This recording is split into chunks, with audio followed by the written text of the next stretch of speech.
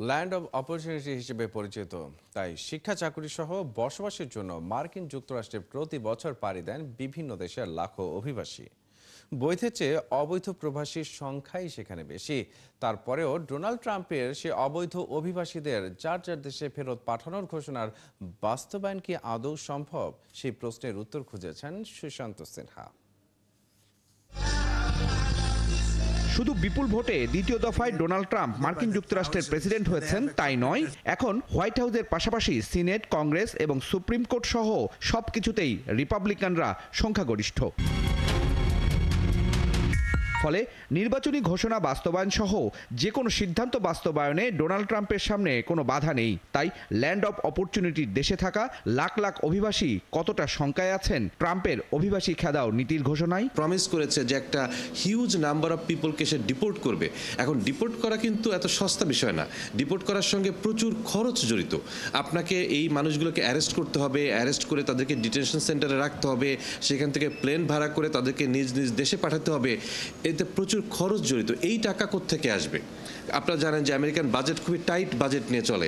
এই যে ধরেন এতেই হয়তো কয়েক বিলিয়ন ডলার যায়, এটা মিলিটারি এক্সপেন্ডিচার থেকে আনতে পারবে না, এটা হয়তো বর্ডার সিকিউরিটি থেকে আনতে পারবে না, তাহলে বর্ডার সিকিউরিটি উইক হয়ে যাবে।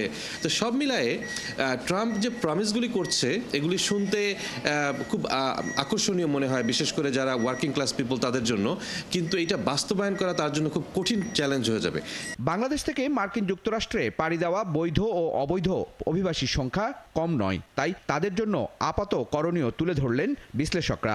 আমেরিকাটা এমন দেশ, তারা বলে যে আমাদের দরকার হচ্ছে দক্ষ মানুষ, বিশেষ করে ইঞ্জিনিয়ারিং বা কমিউনিকেশন, যে সায়েন্স, এগুলো যারা পড়তে যাচ্ছে তারা কিন্তু ফিরে আসছে না। সুতরাং তারা দক্ষ অভিবাসীদের ব্যাপারে কিন্তু আমার মনে হয় না মার্কিনিরা চিন্তিত, বরং এদের দিয়ে তারা আরও তাদের দেশের যে দক্ষ মানুষ, তাদের তুলনায় যদি কম টাকায় এদেরকে ব্যবহার করতে পারে, সেটাই তো বরং তারা লাভ।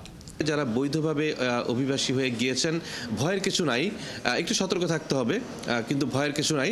আর যারা অবৈধভাবে আছেন, অবশ্যই বিগ সিটি নিউ ইয়র্ক বা লস অ্যাঞ্জেলেসের মতো বড় শহরের বাইরে যাবেন না, কারণ বড় শহরগুলিকে আপনি জানেন যে স্যাংচুয়ারি সিটি বলে, কারণ এখানের প্রেসিডেন্ট যদিও রিপাবলিকান, কিন্তু এই সিটিগুলির মেয়ররা সাধারণত ডেমোক্র্যাট এবং তারা সাধারণত এই অবৈধ অভিবাসী অ্যারেস্ট করার পক্ষে না। কাজে শহরের ভিতরে সমস্যা হবে না, কিন্তু শহরের বাইরে খুব একটা যাবেন না। আর বিশেষ করে যদি কারো ক্রিমিনাল রেকর্ড থেকে থাকে, আপনি যদি কোনো অন্যায় করে থাকেন অতীতে, অবশ্যই এক্সট্রিমলি কেয়ারফুল থাকবেন। তারা বলেন, করোনা পরবর্তী ও চড়া মূল্যস্ফীতির কারণে মার্কিন অর্থনীতিতে বৈধ ও অবৈধ প্রবাসীদের রয়েছে উল্লেখযোগ্য অবদান। সুশান্ত সিনহা, একাত্তর, ঢাকা।